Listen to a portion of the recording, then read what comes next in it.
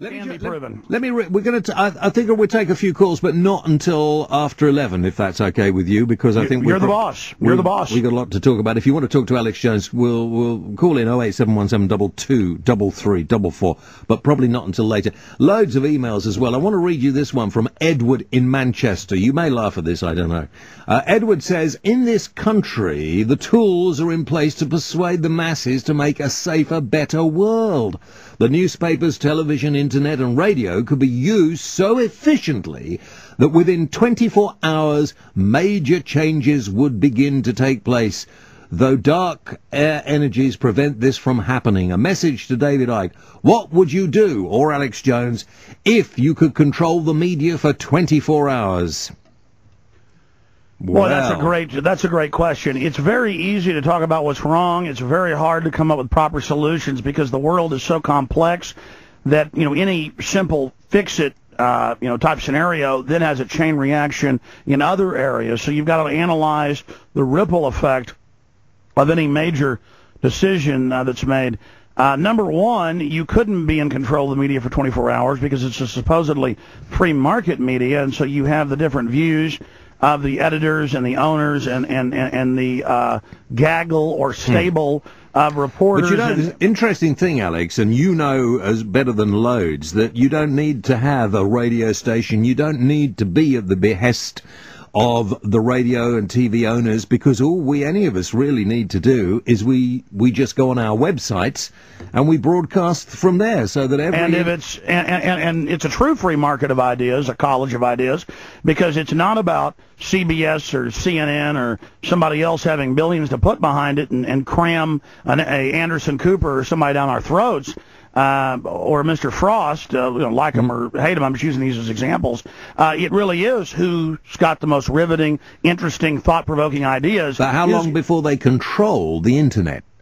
Well, so you're throwing out a lot of big questions. So let me just go back and try to tell you what I would do if I had the media. All right. Hypothetically. And then how are they going to try to shut the web down? And then I'd like to go back to what you said about, hey, there are too many people. Well, A, is that true in my opinion? And then B, what do the actual numbers say? So we could, discuss what really guides the globalists. I mean, don't people want to know what the New World Order is thinking about? Don't people want to know why they're doing all this? Not just we know they're doing it. Why are they doing it? I can answer those questions because they're doing it. But I mean, presumably they're just doing it because they're going to make loads and loads of money, and they want to be in control of all of us. It's bigger than that, though. And all right. Let's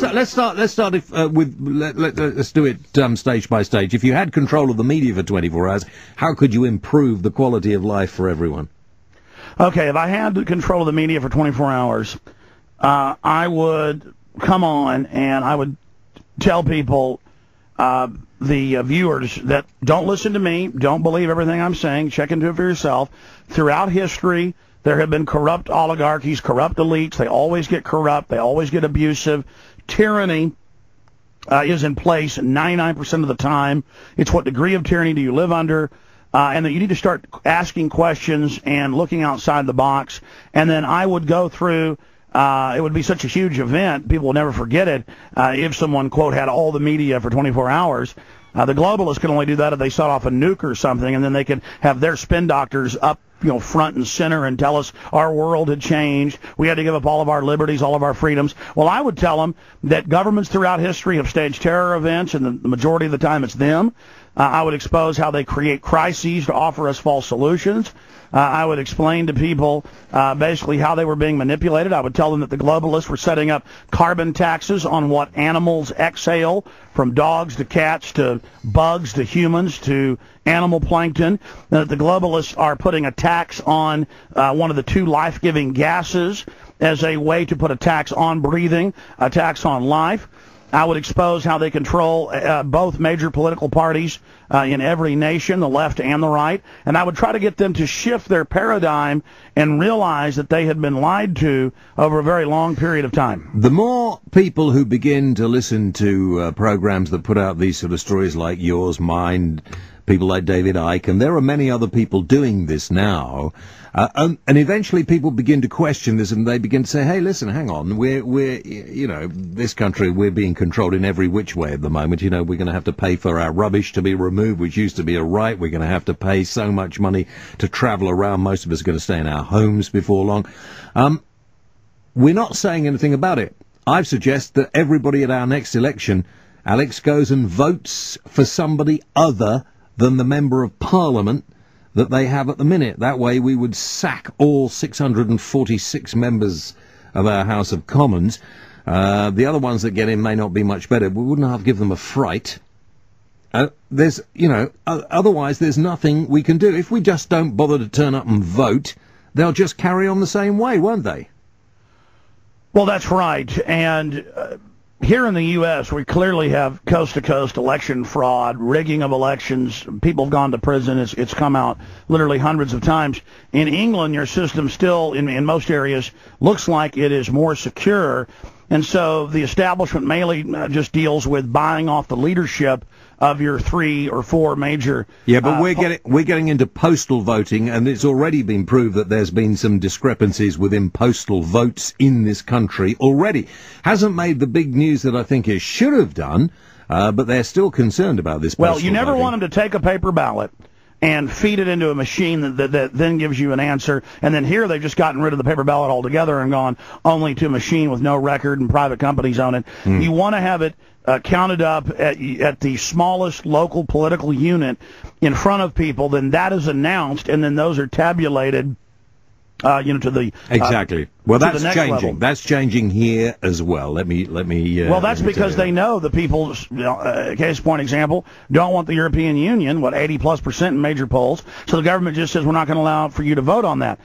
Here in the U.S., when they pass a new gun control law, they illegally have no record of how they voted, and that's a technicality because if they announce today is National Pork Belly Day, or today is Bluebird Day, or today is National St. Nick's Day, they're allowed to have a unanimous consent of the Congress, but no real laws can be done that way. Well, they just passed a law a few months ago illegally, so we're seeing just incredible things happen as the establishment circles the wagons. Now, you brought up an important point. How are they planning to shut down the web? I can tell you how they're doing that. Go on.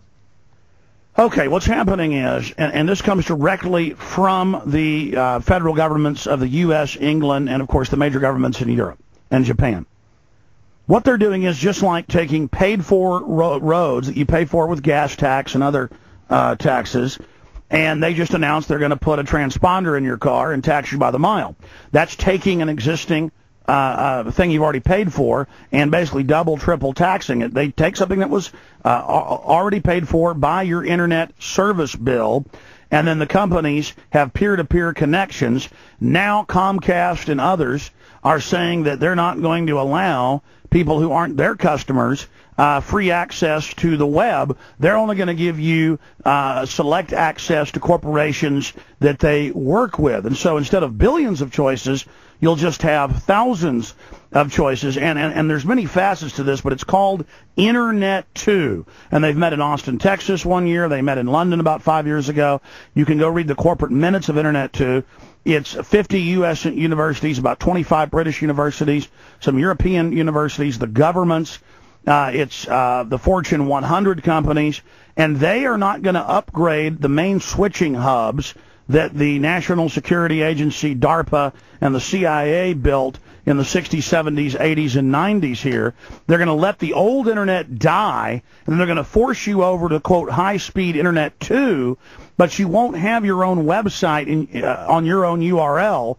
You will have a subdomain, kind of like MySpace, and they can censor you, shut you off, have contract rules you sign, where, we're not getting rid of your free speech. You just don't have free speech when you sign up to be part of this. So what are you going to do? What are you going to do when that happens? Well, we've already defeated them getting rid of net neutrality twice here. We have already exposed what's happening there. People have a taste of real liberty, and so there's going to be one hell of a fight.